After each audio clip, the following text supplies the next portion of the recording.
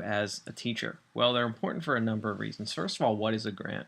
Basically, a grant is where you apply to some entity, whether it be a private organization, the state or government, or even a person um, who might be offering something. So basically, what you do is you apply for something and they give you some money so that you can do something in your classroom. What kind of grants are there? Well, most grants out there really cover, a few areas, and they all have to do with STEM.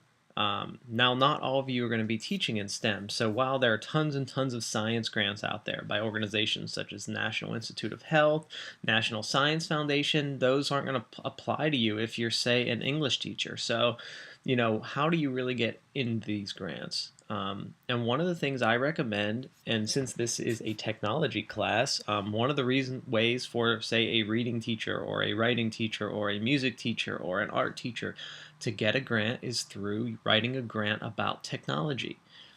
So really what we do is you can write a grant to use technology in the classroom. For instance, let's take that music teacher.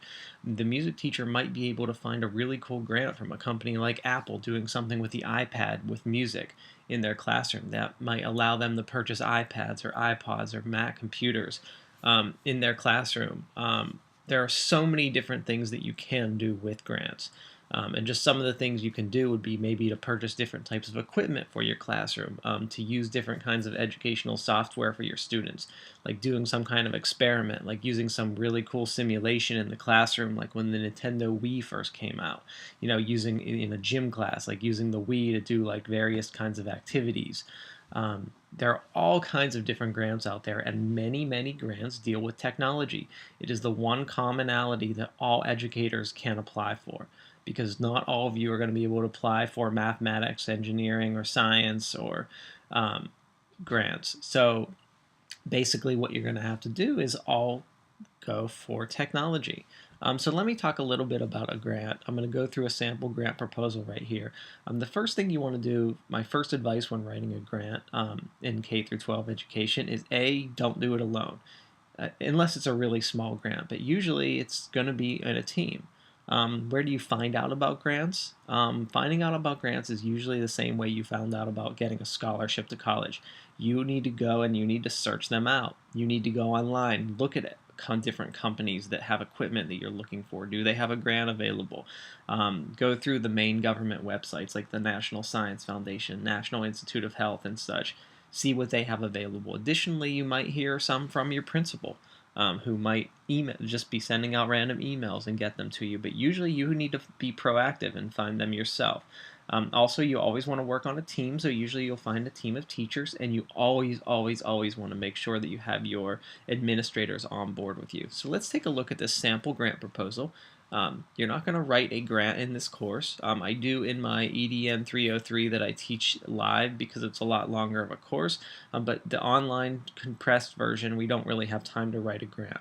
But I'm going to give you all these materials so that you can take them with you, and I highly suggest that you copy these, put them in a folder, and keep them with you, because this is such a great, when you write a grant, they don't always tell you how to write it. They might just say, write a grant for this technology, etc.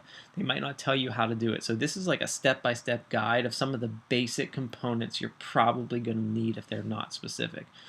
So this is a great resource for you guys to take with you and keep. So this is a sample grant proposal. First thing you're going to see is a cover letter, and the great thing about this document is it actually tells you what the piece is. Like, it tells you what is the cover letter, and then gives you a sample cover letter.